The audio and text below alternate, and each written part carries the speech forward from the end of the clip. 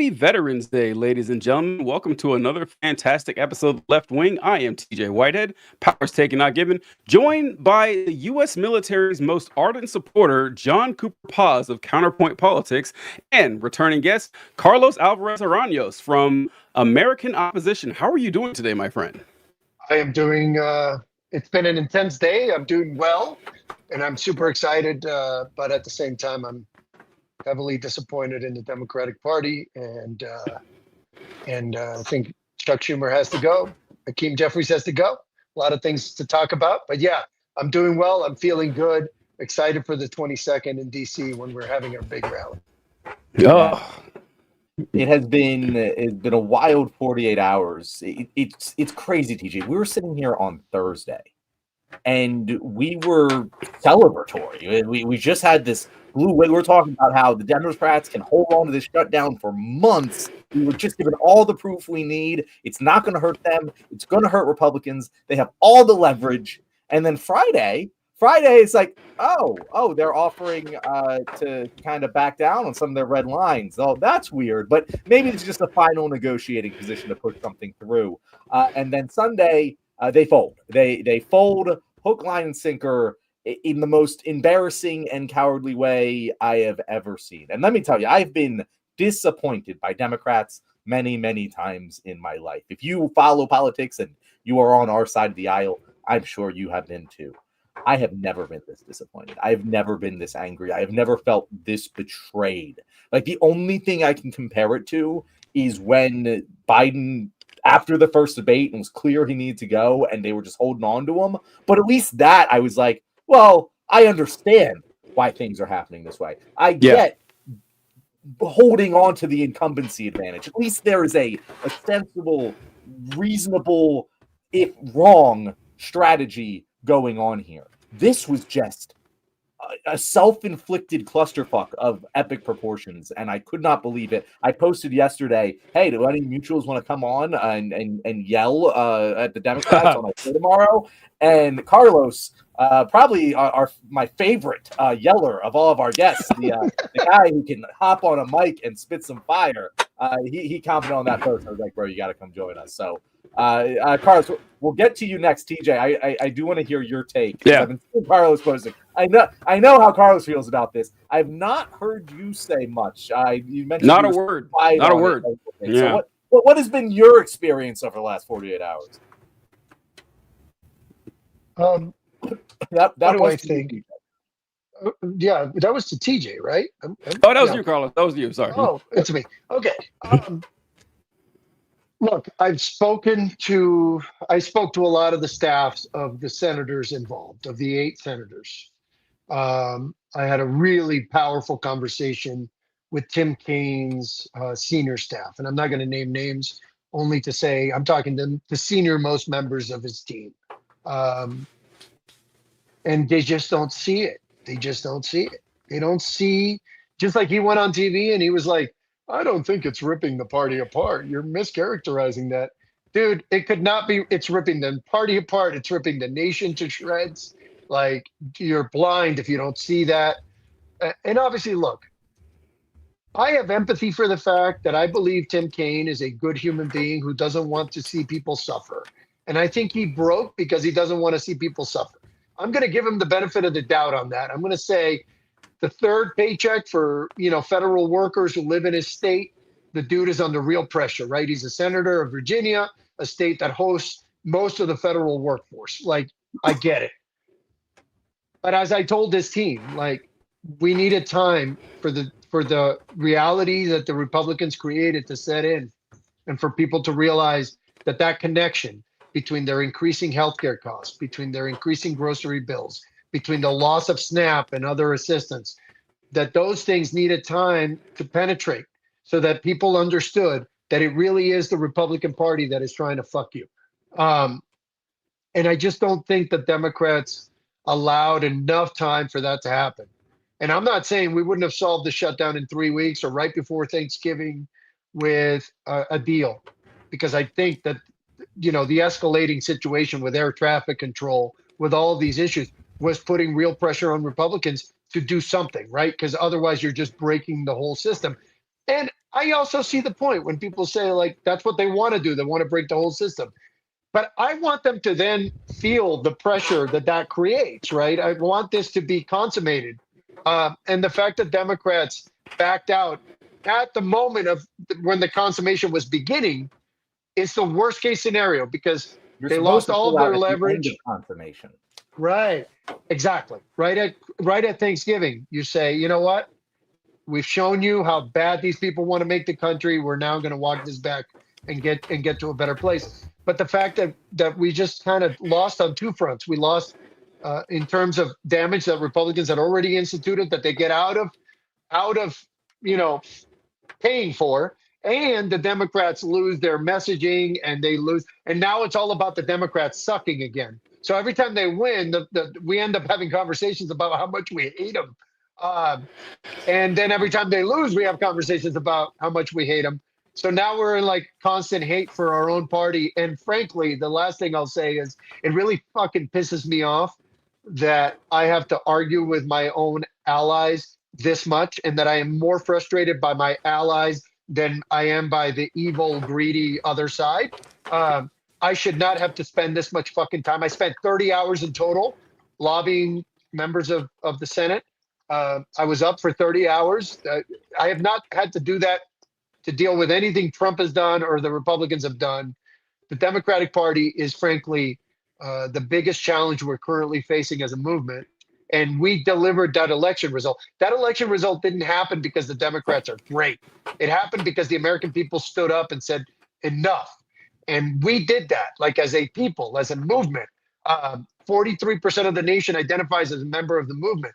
And that, I think that's a soft number. I think a lot of people, if you include boycotts like Disney and et cetera, I think that number grows, the Tesla people, et cetera. So we have the momentum, we have the movement, and the biggest thing that's killing our flow is the Democratic Party. And frankly, as somebody who has given everything he has to this movement and this moment, it really fucking bothers me that they're killing. As I told Tim Kaine staff, and the main thing I said to them is, you guys didn't even ask us what we were doing, and you blew up all our plans. It's like that person that walks into the middle of the surprise party and blows it because they didn't know it was happening, because they're not bothering to communicate with anybody because they think they know it all. They think they and by the way, these people are just so bad at politics. Chuck Schumer, Hakeem Jeffries, these people are the worst leaders I've ever seen. I don't know how you can call them leaders. I wouldn't follow Hakeem Jeffries out the door in any room, even if the room was on fire. I'd look. Yeah. I would desperately look for another person to follow. Disappointing isn't a strong enough word. Devastating is what it, because I've been thinking about this since it happened. I haven't done a video on it. I haven't made any posts on it because I got to be honest here, fellas. It's getting hard to justify even caring about this now. It's hard to defend getting up here in front of microphones or posting or making videos when that is the opposition party. The only venue we have to actually get something done and get something accomplished. Because for also, John, before I carry on, I do want to point out, I appreciate you writing "they died like a dog" in the chyron right there. That's great. I love that so much. But listen, I couldn't believe it when this happened because what have we been dealing with Donald Trump 10 years now? In a decade, I have never seen Donald Trump so on the ropes. I have never seen it. His approval rating was in the 30s. The Republicans just got their asses kicked in an election. 144,000 jobs were lost in October. We were coming up on the precipice of the start of the holiday season travel, and we had air traffic controllers not showing up for work, long lines, and the Republicans they were in such bad shape. Donald Trump was begging for the filibuster to be suspended. Mm-hmm.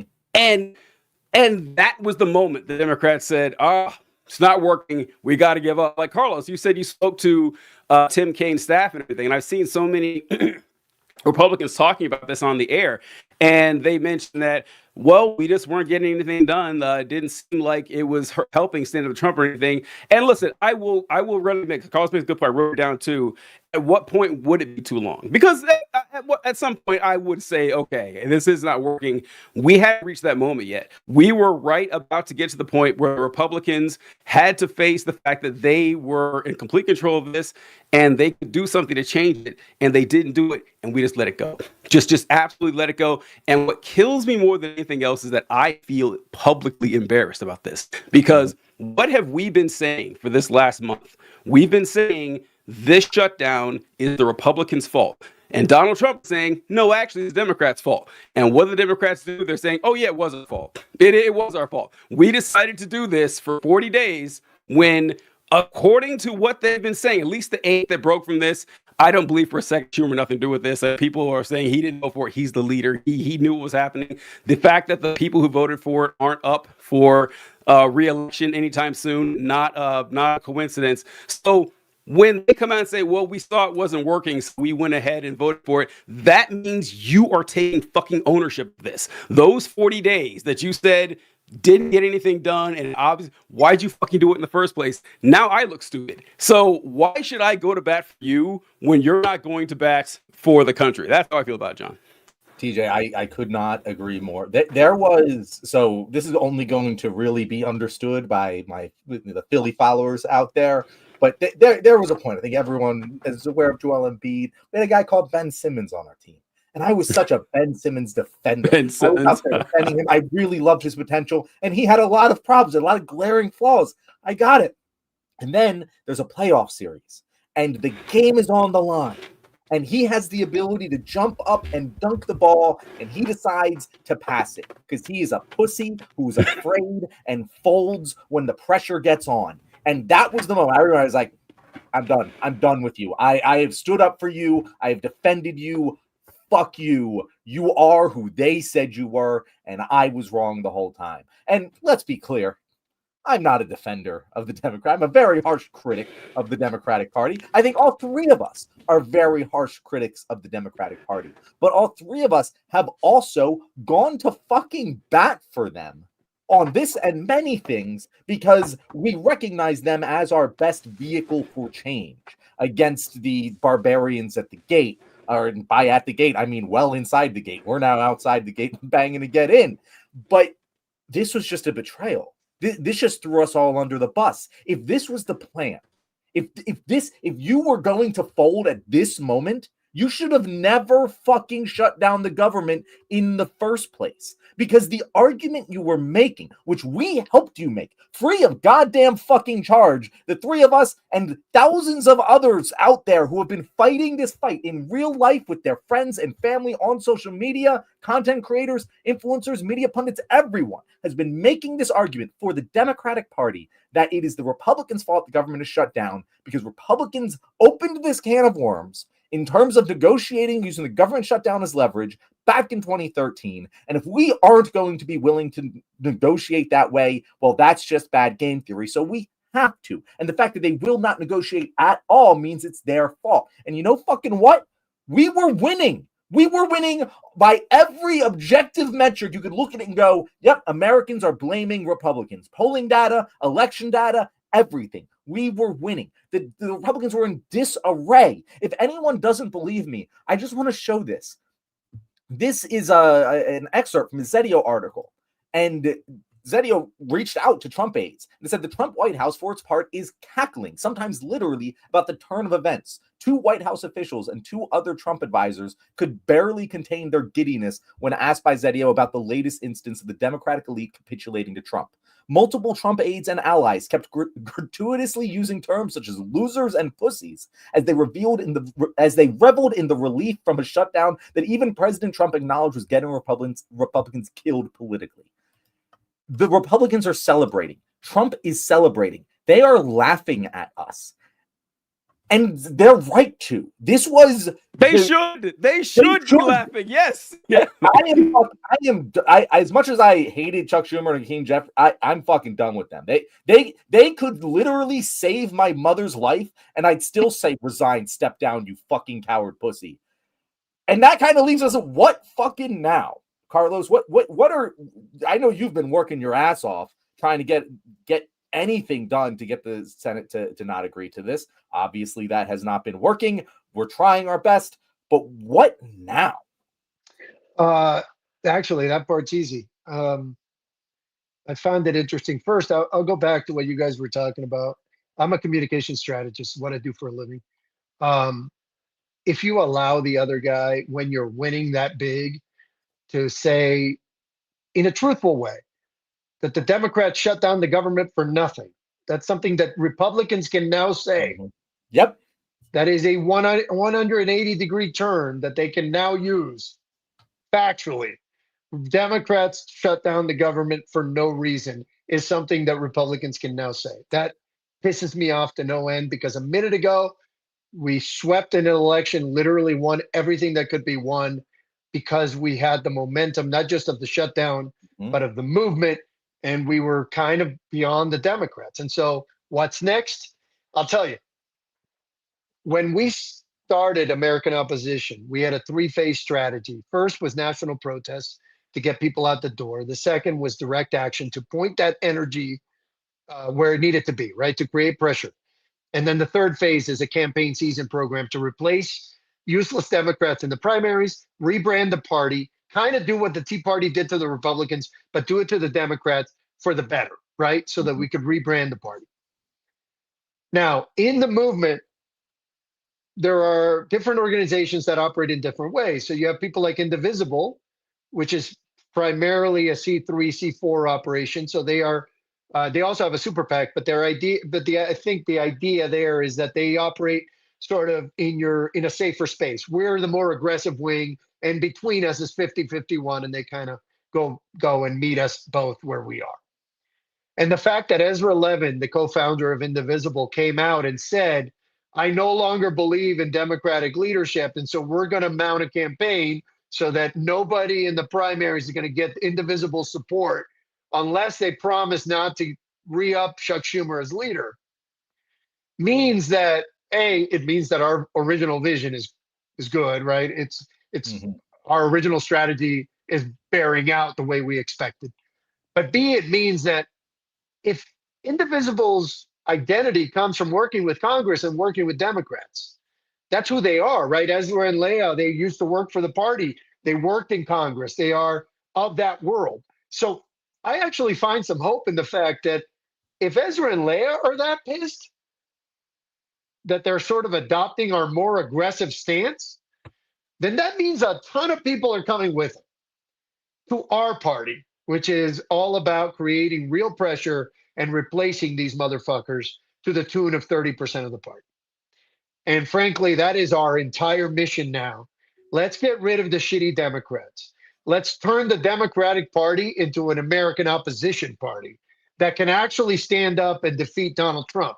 And in some ways, the anger at the party, we as a movement can leverage it to replace the party.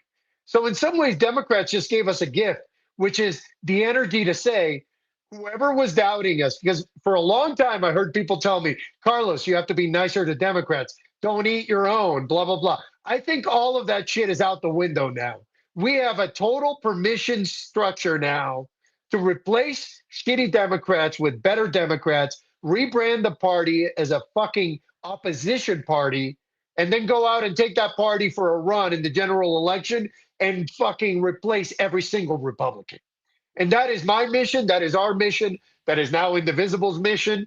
I know a lot of people across the movement suddenly are on our boat. And to be honest with you guys, like, I'm excited because we now have the energy and the anger and the fucking passion we need to deliver on that shit.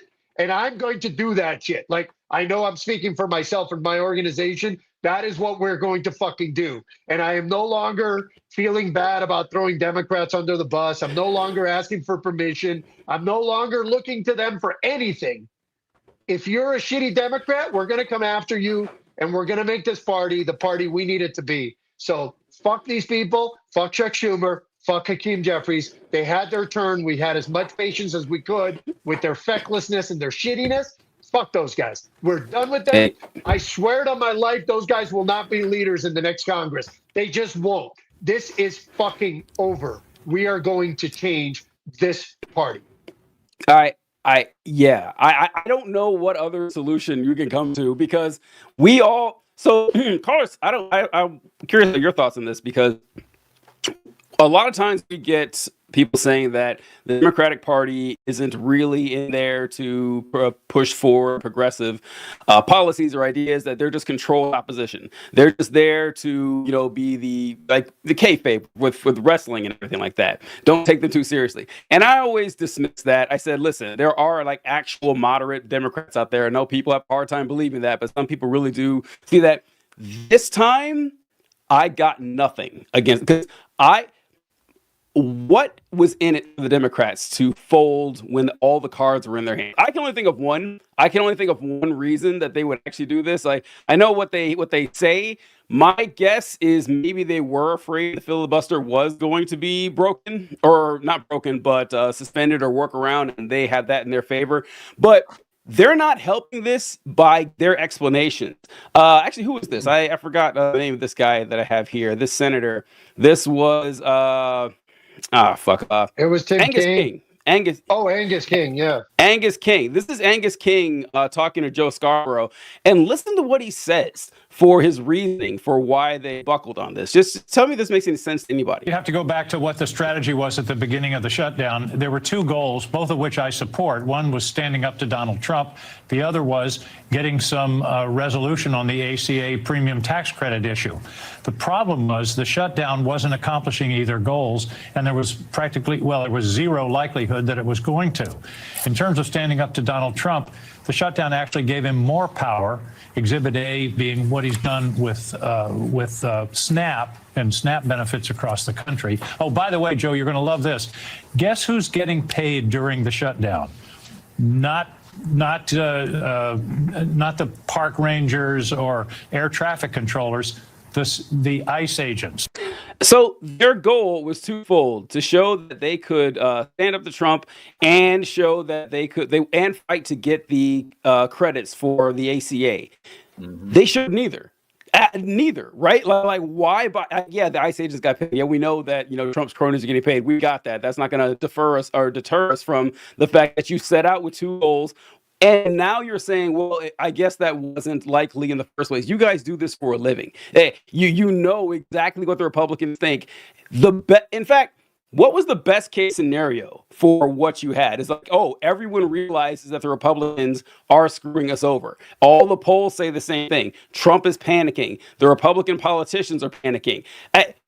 What else do you want? Like, I don't know how it could have gone any better in your favor, and you still folded like this, John. Or I guess Carlos asked you, what do you think the reason that? I know you mentioned with the Tim Kaine folks and everything, but it is suspicious that the people who did break were the ones who are essentially not going to be punished. They're either not going to run for re-election, or their re-election or primary so far away that people aren't going to remember this a year from now. We will, but your average person and your average voter, I doubt that they're going to remember this 2-4 years from now. Certainly. What do you think their goal is with actually caving like this? Well, I do think that they are in some ways, whether, by the way, being controlled opposition doesn't always happen intentionally, right? You can be, look, I work in strategic communications, and my job sometimes is to put people on tilt, which is a poker term for compromising them, right? In espionage, you see it all the time where people become assets because but they don't even know it sometimes. You know what I mean? So if a smart strategist can put you in a situation where you're serving their interests without knowing it. And I think that that's what the Republican Party has done to the Democratic Party over the last 50 years. And the only times that has been interrupted is when huge personalities like Bill Clinton and Barack Obama come to play, right? And they can overwhelm that. But that's the only times Democrats have been effective, is when they're under the leadership of super charismatic, powerful leaders. And we don't have that right now. So I think, archetypally, the Democrats represent weakness, and the Republicans represent strength in a very foundational sense. And so they're just living up to who they are. And, and frankly, in this environment, as I told Tim Kaine's staff, if you had a trial right now with a truly impartial jury that didn't know shit, and one side was arguing that the Democrats are incompetent and the other side was arguing that they're complicit, the complicit argument would win. That's what it looks like. It looks like complicity.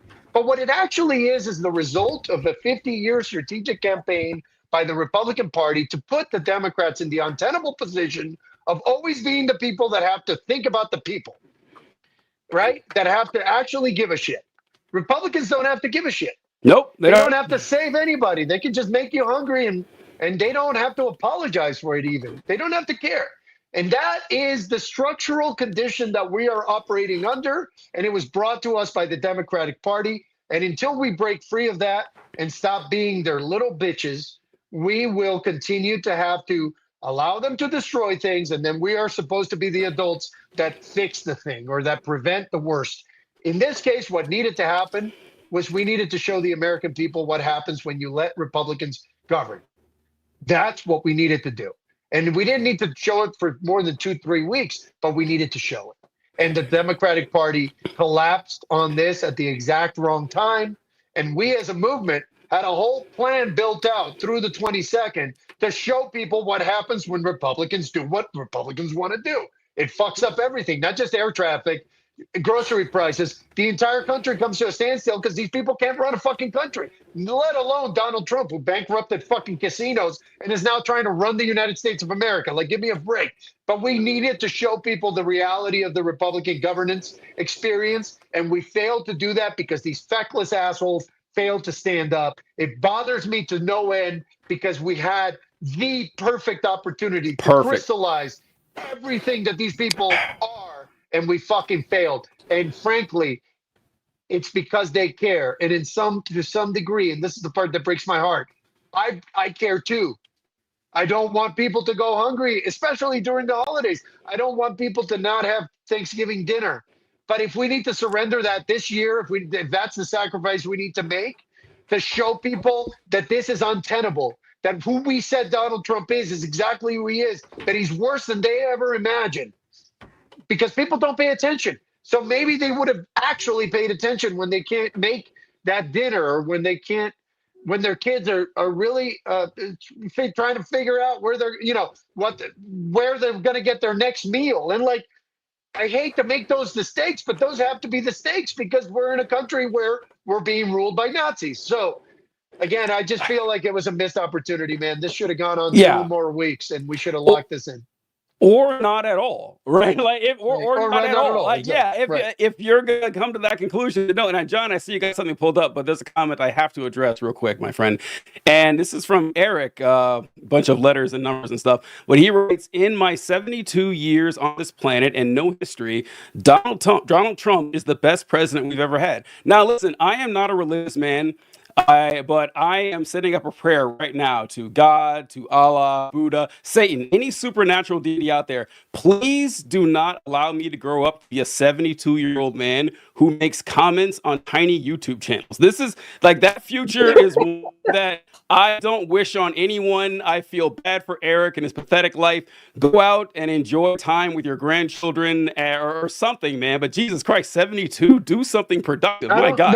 Not only that, it's Eric, I apologize for laying it out this way, but your ignorance is astonishing. Donald Trump, everybody who knows anything about politics will tell you immediately that what you're saying is false. And the reason I know that is because there is not a single economic indicator that is better today than it was when he took office.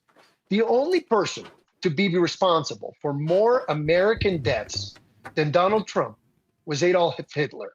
And it's close, because Donald Trump caused 400,000 unnecessary deaths from COVID through his mismanagement of that pandemic. So literally, Hitler had a war that killed as many people as Donald Trump killed in peacetime through his sheer incompetence. Never mind that the dude paints himself orange and is literally walking around shitting his diapers and can't stay awake during any meeting, and is married to a hooker. And like, dude, wake the fuck up. Where are you? What are you talking about? Carlos, Eric, what the fuck are you talking about, bro? Carlos, Carlos wearing 3 inches of orange makeup and girdles and heels. What the And fuck are you talking yeah, about, Eric? that's peak masculinity right there. Complaining about daytime television shows all day long. That's All day, the he watches pinnacle TV of all day. manhood. Yes. He goes into the office at noon. He fucking doesn't do anything. He can't tell you what countries border the United States. He couldn't point out the United States on a map. The dude literally speaks at a 5th grade level, not because he's trying to connect with people, but because he doesn't have any language beyond that. What the I agree. fuck are you talking about, Eric? What? Hard agree. We got a comment here from narrator 6896. Nothing Dems and their donors fear more than a populist moderate. Better do something to muffle that working class energy. Thank you for that, narrator. And I also want to, we'll send this $5 and 95 more to anyone who can send us a video clip of Donald Trump speaking coherently on any policy for 5 minutes. Like any clip you can find of Trump making like serious commentary, talking about the ins and outs of any policy you name with any specificity whatsoever. $100 to you. That offer is always open. Trust me, you're never going to be able to fill it. Sorry, John. Go ahead. What you got for us?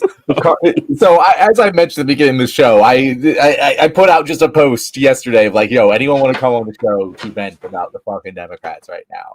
And Carlos, I'm so glad you commented. You are the exact right person that we wanted on this show today because we need your energy right now.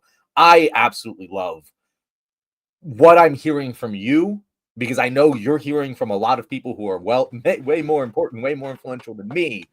And this is what I mean, we've been saying this for months now. We've been saying this since before the election.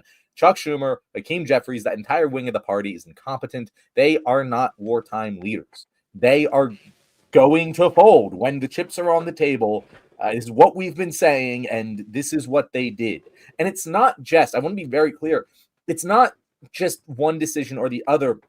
It's that they chose the worst possible outcome imaginable that they created for themselves. They did not have to start the shutdown negotiations.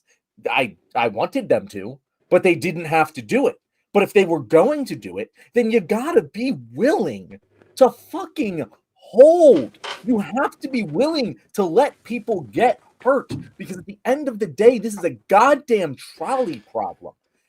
Either people get hurt now or way more people get way more hurt. Not just with the ACA thing. Like even if we were just comparing the human cost of allowing this government shutdown to extend, say, another month versus the human cost of just the ACA extensions that are going to be costing our healthcare, like people tripling their fucking health insurance premiums. Thousands, if not, I don't think we're going to get to millions, but hundreds of thousands of people are going to lose their health insurance. We are going to see death tolls in the tens of thousands. No, it's gonna be 1.7 million people won't be able to afford the new rate. That's the estimate. So it is over 1 million. It's almost 2 million Americans that are not going to be able to afford the new rates for the same plan they had this year, next year. That's about to happen. And if you're going to tell me, hey, like people are getting hurt, we need to step in and help them, like that's fine. But this was the known outcome when you decided to start these negotiations. If you were unwilling to let people go without pay for more than 3 weeks, you should have never fucking done this. You were never man enough to play ball. You are not up for this game. And so you should have just not done it because now, I mean, the first time they did it, at least they just never did it, right? So they collapsed at the beginning. But I will say, like, I'm reading a little bit of the chat, which I never do. I never read comments because in life that's a road to perdition. But I'm reading a little bit here, and I want to address some of this. Look, you can say Joe Biden was old and Joe Biden was in trouble. But even despite being old and in trouble, Joe Biden averaged 247,000 jobs added per month. He didn't have a single month where we lost jobs in this country. He averaged tremendous economic growth coming out of the pandemic. The dude got an infrastructure package passed that 30 years of presidents had failed to pass, despite having the smallest split in the Senate ever. So you can say what the fuck you want about Joe Biden, Ozzy, but Joe Biden kind of crushed it at being president. And the net result was a better country. And Barack Obama kind of crushed it at being president. And Bill Clinton crushed it at being president. And I don't remember anybody saying George W. Bush was an excellent president. Yeah. George H.W. Bush was only there for one term because he caused a recession. Ronald Reagan was the last president that anybody said did any good. And it wasn't on the economy. It was on foreign policy because, yes, he was better than most in terms of projecting strength during an era when that meant something. But the reality is all your presidents, including the current one, have been shitty fucking presidents. And more than that, shitty human beings. When was the last time Donald Trump had a concert at the White House or any kind of cultural event? When was the last time he brought a poet or the poet laureate to come and pronounce some words at the White House? When was the last time that Donald Trump showed any humanity and celebrated a movie he liked or a fucking song he liked? The dude listens to YMCA for real. Like, that's what he enjoys. Unironically, he loves it. Fucking kidding me? He loves it. What are we? Yeah. Literally, he listens to Celine Dion and fucking YMCA. And I don't care who the fuck you are. I want to be very clear. Look, I have been a winner my whole life. I have spent my entire life crushing it in life, trying to really hard to fucking, have the life of everybody's dreams. And I've had it. Man, Ferraris, Monaco, you name it, I've fucking been there. LA, New York, you fucking name it, I have been there. I know the life you fucking incels aspire to because I've had it. And I don't have to be an asshole to get it.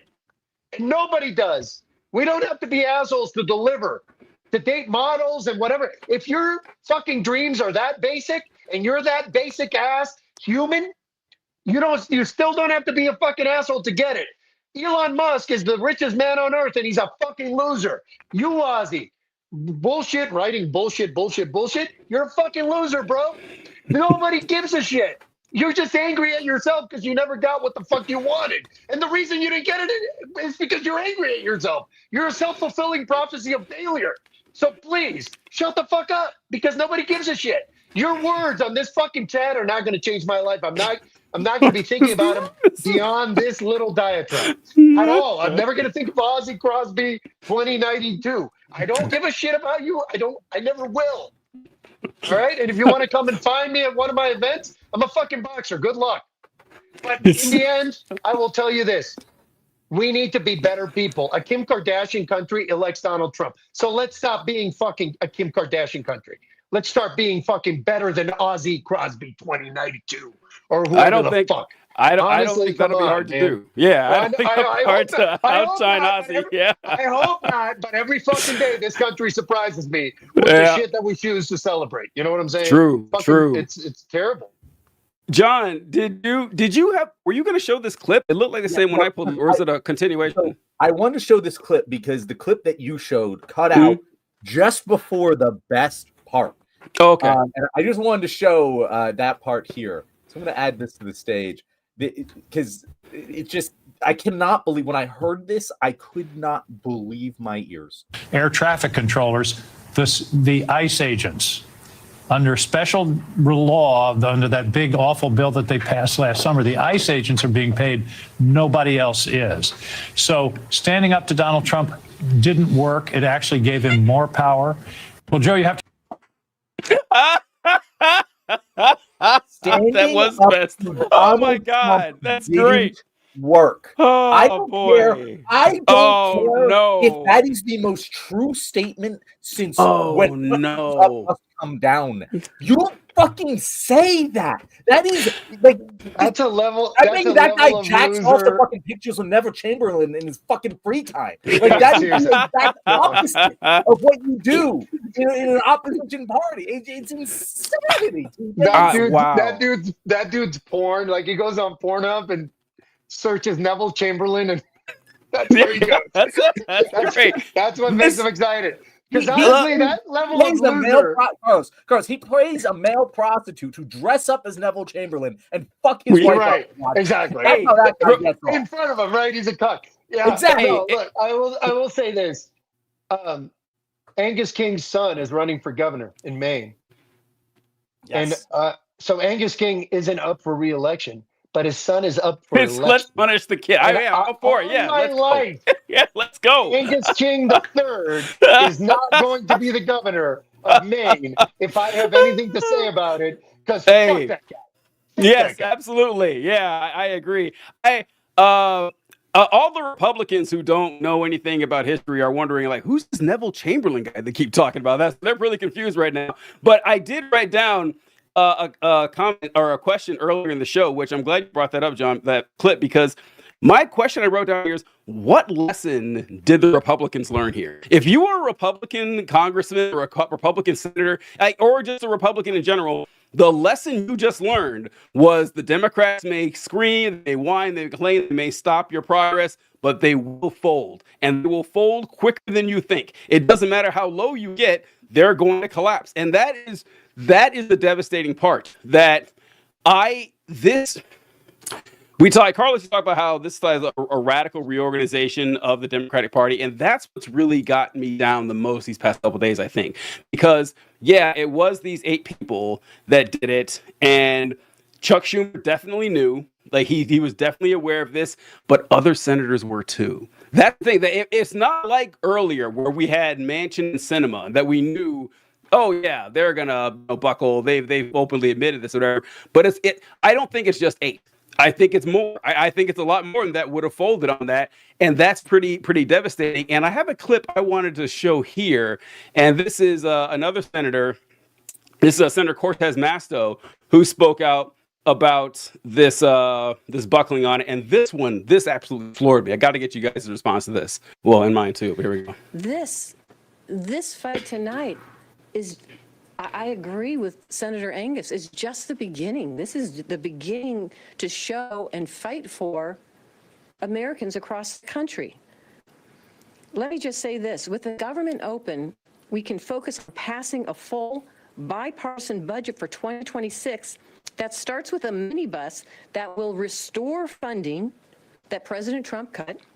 It delivers millions of dollars in critical funding to states like Nevada, all across the country.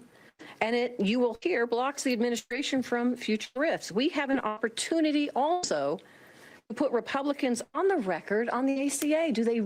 Are they committed to doing this? Are they committed? Leader Thune said he would come to the table on a health care once the government was open, and now he must follow through. If Republicans want to join us in lowering costs for working families, they have the perfect opportunity to show the American public. I expect Republicans to be at the table in the next few weeks. I expect the White House to be at the table. And if they do choose not to come to the table, they can own the disastrous premium increases that will continue to rise. They will own the fact that Americans across this country are going to lose access to health care.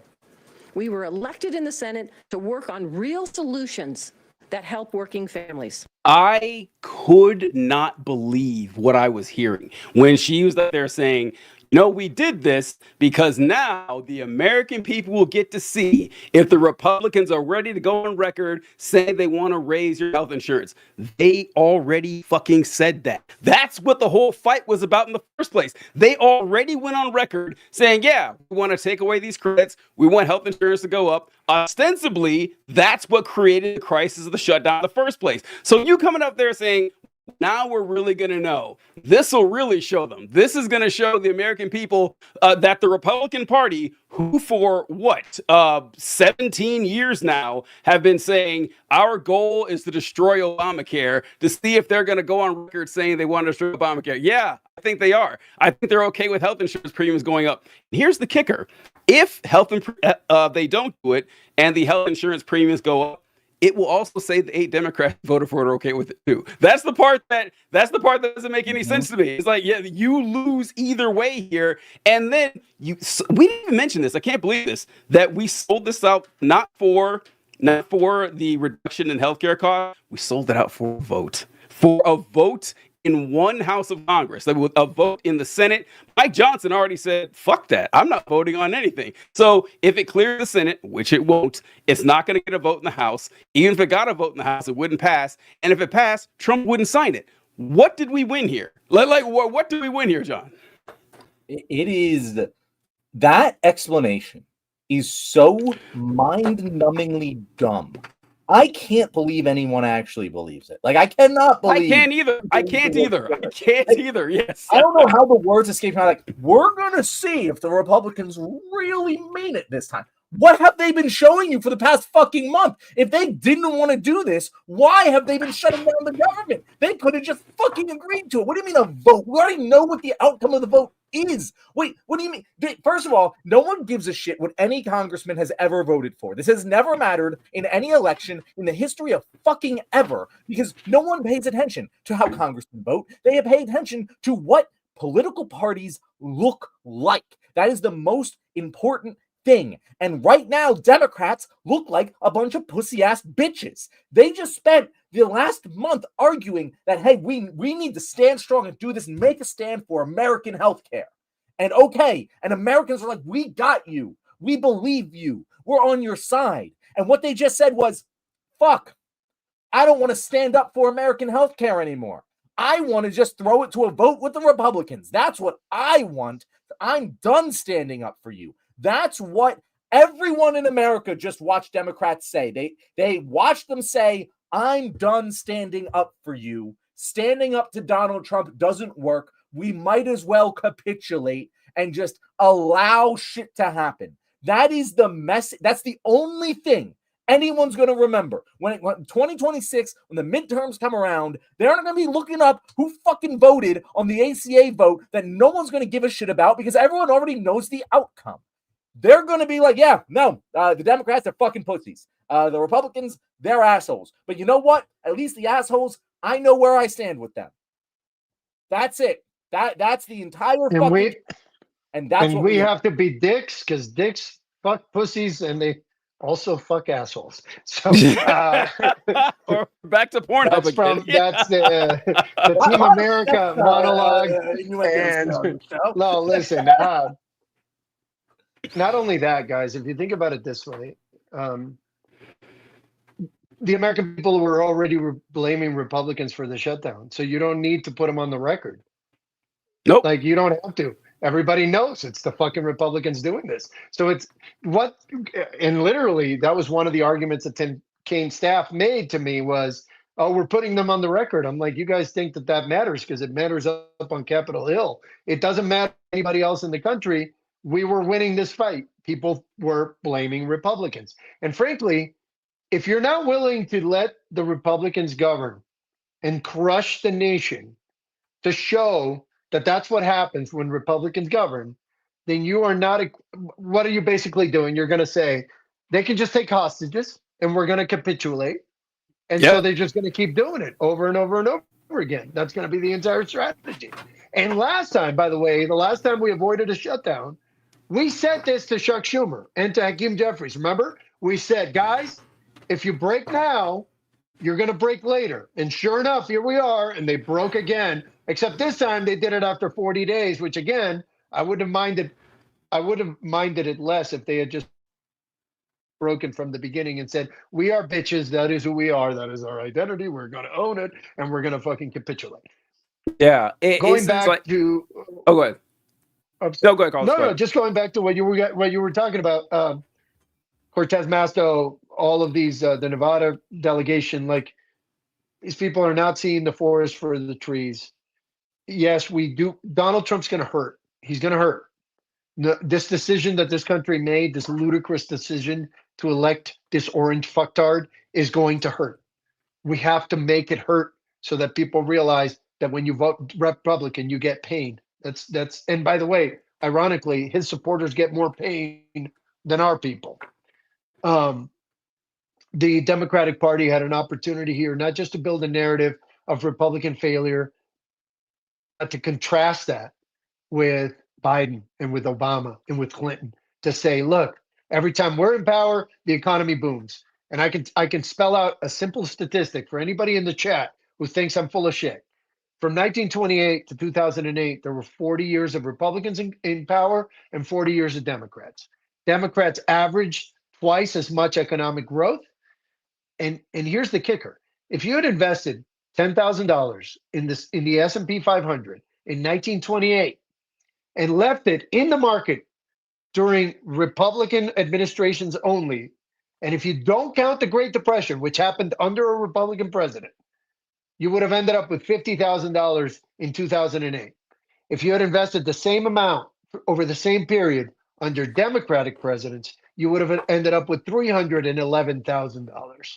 So that's 6 times plus change or a stock market performance. You had greater job growth. And here's the irony. Republicans say that they're fiscally conservative. They spent more money over the 40 years. So if you add up all the money they spent and adjust it for inflation, and you add up all the money spent by the 40 years of Democrats, Republicans spent more money. They're lying to you on everything. So whoever the fuck is doing strategy for the Democratic Party seriously needs to quit their job, apologize to the nation, and literally go do nothing, because you're never going to succeed at anything. This is the worst political outcome I have ever seen. I have never seen politics done this badly in my entire life. I've worked in politics at the highest level for a very long time. This fucking shit is malpractice. Dude, it's like taking to somebody's it's like operating on the wrong leg, but doing it 10 times in a row on the same fucking day. It's so bad. I refuse to believe they don't understand it. I refuse. Like Carl said, you can't be in the game this long and you don't make it. You don't fucking make it to be a U.S. senator without realizing when your opponent is weak, or how to capitalize on your opponent being down for the count. There's no way you don't recognize that. So, I mean, granted, I'm not a senator. Maybe they know something I don't, but they aren't telling me. They sure as hell are not telling me how this is going to help us. And Carlos, you're the one who brought this up. And it's another thing I wrote down here. You said that Trump's staff is laughing and everything. A good way to figure out if you won or lost is your opponent happy. Is your opponent happy? No. Wait. If Stephen Miller calls you a loser, you're a fucking loser, bro. You know what I'm saying? Yes. Dude, if your life makes it so that Stephen Miller can legitimately look at you and go, you're a loser. Yeah. And if he has a point. Yes. I would never advocate for suicide, but I'm just saying I would understand. You know what I mean? Like, dude, you're all out. That's it. If Stephen Miller has the claim of loser over you, bro, you got to do some serious thinking about who the fuck you've become, you know? Yeah. Like, if Stephen Miller says that you're a loser and other people are like, man, that guy's spitting, you were in trouble. You've got some problems ahead of you. Yeah. And Carlos is gone, but Carlos mentioned that the deep state got to him. But Carlos was talking about how the mess, like Republicans have been backing bad policies. They say that they want fiscal responsibility. Republican presidents spend more than Democratic presidents. They have worse returns with the deficit and the debt across the board for the last 100 years. But I mean, the problem is that Republicans, they don't care. They say they care, but they don't. Like we always, like, what do we say on the show all the time, John? That Republicans don't learn their lesson. Like, regular people might learn, but Republicans never do. That no matter how bad life gets, they're going to keep supporting Republicans. Just like, Alabama is the example we always use. Like, if everything collapsing and falling apart actually made people vote against Republicans, they would have stopped voting Republicans a long fucking time ago with the Deep South. But they don't. Like, they've been backing them for 60 years now. The coal miners in West Virginia, like the worst state in the union, overwhelmingly Republican, the deepest red state we have. It's not going to change. But John, what do you think about all this? We're running out of time. Sorry, go ahead. No, we are running out of time. So there's a couple things I want to say here. One, this is, as you said, the worst thing I've ever seen in politics. Like, this is the dumbest, most self-inflicted wound. It's not like operating on the wrong leg. Because the thing about that is that would imply that the doctor wasn't at fault for the leg being broken in the first place. This is like a doctor going to the doctor for a fucking flu shot, and he breaks your fucking leg and then operates on the wrong leg. That's a little bit more of an apt comparison to what we got going on here. And fair enough. You made a great point about how Republicans suck, and like, I agree. We'll have plenty of episodes about how Republicans suck. And we'll have plenty of time to talk about that. What I would like to circle back to as we end this show is that they're no longer my enemy right now. Like, to be perfectly fucking honest with you, it's important to beat them, but we need to eliminate Chuck Schumer and Hakeem Jeffries and all of the Politically. fucking the Tim Kaines, the fucking Agnes Kings, all of these pussy ass bitches. And again, it's not just the ones who voted against this. There are more of them. I want to be very fucking clear. Not This was just both that, made- guys. It's also not ideological. We have a Yes. lot of it's about authenticity. This Yes. moment is about who is authentic. I don't care if you're Zoran Mamdani. I don't care if you're AOC or Gavin Newsom and towards the middle or whomever. It's not ideological. It's all about, are you full of shit and do you have a spine? Mhm. And Mamdani proved, because I don't think Mamdani won because of his policy ideas. I think he won because people like him.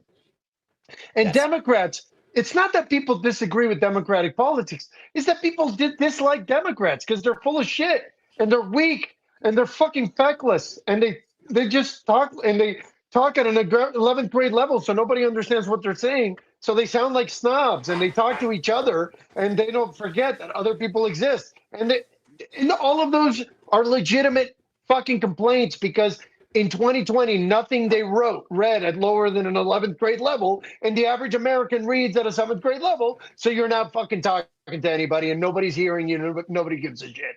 So the main point is stop being full of shit, have a spine, show up to fight for actual people.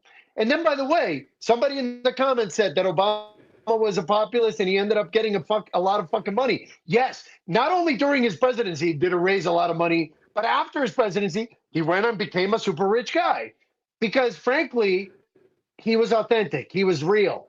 And that's what people are looking for in leadership. And just don't try to claim credit. Don't try to make it about you. Try to serve people. Try to give them good stuff. Try to make their lives better. And I promise you, when you retire, people are going to be like, we're going to reward that guy because he deserves it. But if you focus on it in the meantime, if you're always just trying to get your job back, you never actually do your fucking job. And these people have spent their entire fucking lives getting old in the nicest fucking nursing home in America, which is the United States Senate. And these fuckers have forgotten who they serve or that they even serve. I mean, Tim Kaine is just so full of shit at this point that just, dude, you're literally not even vanilla because at least that has a flavor. You are whatever the powder, the white shit that just gets all over your mouth and you can't, it gives you cotton mouth. That's what Tim Kaine is. And I'm fucking tired of these people. I just don't want to deal with them anymore. I'd agree. I'd agree. You're 100% right. I mean, They need to get fired for a cause. We were saying the exact same thing on Thursday. We don't pick our guests because they agree with us. Like, that's not how this works. Usually it's a pretty random message like, oh, I like this one post you had. Come on. And I love that you're saying the same exact shit we were saying on Thursday. It's Zoran Mamdani. We fucking love Zoran Mamdani. He happens to agree with our policies, but it's not fucking about that. It's about the authenticity, the energy. I can trust that guy that he's going to try and do what he thinks is right 100% of the time. Right. And even if But I he's think gonna- that thing is He's wrong, going to disappoint you.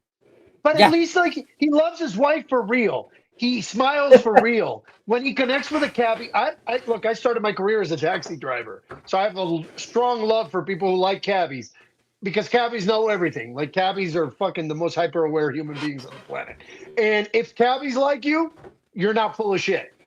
And the fucking cabbies love them. So when you're voting, this is my message to everybody in fucking America. When you're voting, figure out who the cabbies like, who the nurses like, and vote for that person. Secondly, if that doesn't work, figure out who the Nazis are voting for and vote for the other person. It's fucking simple. And all of the Nazis support the Republicans. So if you're a Republican, you're currently on the Nazi side. So fucking figure that shit out. Unless you want to be a Nazi, in which case we get to punch you in the motherfucking face because America has a strong legacy of punching Nazis in the motherfucking face. That's what we do. So you know what? A lifetime ago, the saying was, the only good Nazi is a dead Nazi. Don't be a fucking Nazi. All right? Don't be that valueless. Fuck. Amen. Amen. Like they say about Charlie Kirk. Was Charlie Kirk a good Nazi? No, but he is now. Okay, so we got so we'll close things out a little bit. I wanted to so Chris wrote here, we don't pick our guests because they agree with us. We do it because we like their posts. We agree with them. That's good, Chris. That's good. That's good, John. Good. But yeah, no, I just to close this all up, we need to get them this needs to be a moment where everyone realizes, yeah, these guys need to fucking go, and all of the anger just needs to be placed in that direction, because right now Democrats look weak as shit. They look weak as shit. We were in such strong position where I was riding high. I was like, we're gonna blue wave the fucking terms. We're gonna get a not trifecta, but we're gonna get a super majorities in the House and the Senate, and the way things are going. And now and I don't fucking know, but I do know in order to get that momentum back, we need to eliminate the people who just fucking threw it away. And if we can do that, if we can primary these motherfuckers, if we can present a bold new face of the Democratic Party going into the midterms, those super majorities are still on the fucking table. If we can get all of these fucking Agnes Kings replaced with Zohran Mamdanis, and like Carlos said, that's not a policy thing, that's not an ideology thing. They can be fucking liberal moderates, but they have to be ready to fight, and they have to show a spine. If they can do that, and we can get those people campaigning in the general, in the primary, that is how we win supermajorities in the House and the Senate. Hell, that might even be how we get Donald Trump impeached. That is the fucking bar for success for me, and I will accept nothing else, and I will stay this fucking angry until we accomplish it. Amen. Well, and the movement is going to power that, so the Democrats don't even have to fucking do that much, because this movement, 43% of the American people, which is a larger share than identify as Democrats, identify as members of this movement. So the Democrats don't even have to fucking do shit. They just have to stop fucking shit up. You know what I'm saying? Like, stop getting in our way. We've got this. We just showed it. We got them victories in everything. And it wasn't because they were great. It's because we fucking delivered, and we're going to keep delivering. Just get the fuck out of our way and stop trying to lead when your name is Chuck Schumer, because you can't. And thank you guys all for watching. This has been a group therapy session. Carlos, before we wrap this up, I want people to know who have been watching. They might not have seen your last show, so tell them where they can find you and how they can support American Opposition. Yeah, we're at AmericanOpposition.org. We suck at fundraising, so please donate. We're terrible. We're great at everything else, but we just suck at that. And yeah, I'm Carlos, American Opposition. Honestly, just you can Google Carlos American Opposition. We're pretty out there. We've been there. We were the first to call for national protests, and we've been here the whole time. And we're gonna fucking solve this with or without the Democrats. And thank you all for having me. Really appreciate it. You guys are awesome, and what you're doing is awesome. And I just really appreciate you guys having me on. And yeah, people can find me on all the social media. Don't find me, find American Opposition. The movement is way more important than I am. When this is over, I will definitely want to be forgotten. I don't want to stick around. I don't want to work in politics. I don't want to do anything else. I want to be done with my political life after this, but I will be here until this fucking danger is abated. And we're going to get this country back to solid ground. And we're going to give the American people another chance to make better choices. That's all we can do. And we're going to try and teach them why those choices are important. And we're going to try to get them to see why taking themselves and this country seriously is important. And we're going to try to remind them of what it is to be an American. Hopefully they fucking figure that shit out, because if we keep getting a Kim Kardashian country, we're going to keep electing Donald Trump. Donald Trump is a symptom of a bigger disease, and I'm here to try to cure it before it's too late. Because by the way, whatever happens in America impacts the rest of the world. The consequences of this, we have to be adults. We joke and kid all you want, but my job is a very serious job. It requires a lot of emotional intelligence to understand just how fucking serious the stakes are when this country is in this much trouble, and what the implications of that are for our military, for our citizens, and for the rest of the world. And I just want everybody to come along on the American Opposition journey, to join us as we figure this out, join us as we implement a strategy, join us as we deliver a result, because this country deserves to be represented by its best patriots. I will be here until somebody better replaces me, and I know a lot of people in the movement feel that way.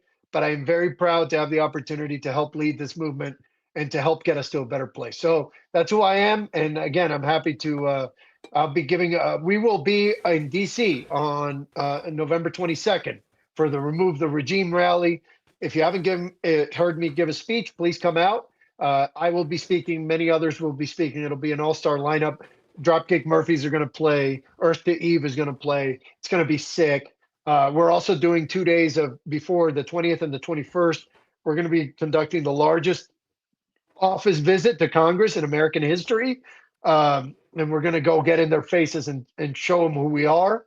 And last time we were there, we went to Russell Vaught's house and fucking protested on his yard. And it turns out his neighbors love us now, so we're going to probably do that again. So yeah, if anybody's interested, please come out to DC the 20th, the 21st, and the 22nd. But if you can only make it one day, let that be Saturday the 22nd. We're going to demand the removal of this regime and start changing this conversation and start getting real about putting pressure in their faces relentlessly so that their kids have to ask them why everybody's calling them a fucking Nazi in front of their house every single fucking day, or when they go to a restaurant, or when they go to a movie, or wherever they are, because we are going to hunt these motherfuckers down. We are going to get in their faces. We're going to exercise their rights, and we're going to put their pressure on them that they put on us by treating us like shit. There's enough is enough. This is not a one-way street.